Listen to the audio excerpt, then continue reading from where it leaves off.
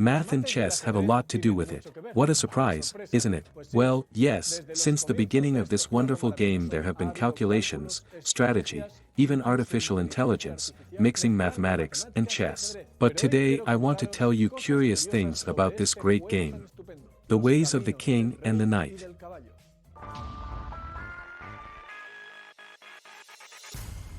Let's imagine a chessboard. It has 64 squares, 8 by 8, half white and half black. Today, instead of playing a normal game, we are going to see how the pieces can move around the empty board, and if they can travel all over it. That is, if they can visit each and every one of the boxes. If they also do it without repeating any, we will call this path the path. Some chips it is clear that they cannot go through it completely.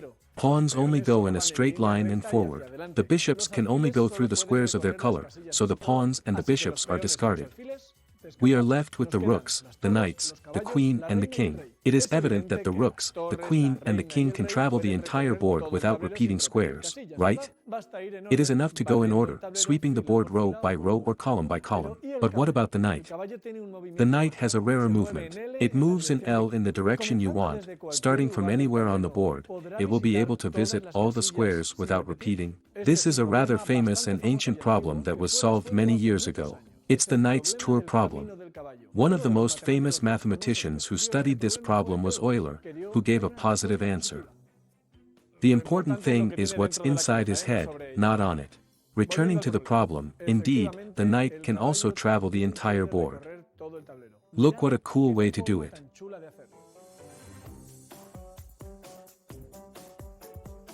Well, since we are mathematicians, let's make this more fun, because you are already realizing that life is more fun with mathematics, right? Look, we are going to number in order the squares through which the knight passes on the path proposed by Euler. Well, we have left the board filled with numbers from 1 to 64. But notice one thing, look what the numbers in the rows add up to. The first adds 260, the second, the same, the third too, and so all, and the columns too. Mind-blowing. Doesn't it remind you of magic squares? For it to be a magic square, the diagonals would also have to add up to the same. Let's see. The diagonals don't add up the same. That's too bad. When this happens that the rows and columns add up to the same, but not the diagonals, it is said that we have a semi-magic square. In other words, this knight's tour is a semi-magical path, because it produces a semi-magical square. So, will there be knights tours that produce a magic square? This is an old problem. There have been many attempts and in the year 2013 it was proved, with the help of a computer, that it is not possible. The knight cannot make a magic path on the chessboard. A shame. But look, who can is the king, and therefore the queen. Look, this is the path that the king can do to get a magic square.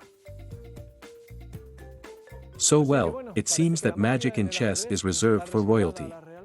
Or not. What about the rook? Can the rook make a magical path? I could give you the answer, but I prefer to leave it as a challenge. Does anyone dare to answer this question and prove whether or not the rook can do magic on the chessboard like their majesties? If you want to solve it, put it in the comments.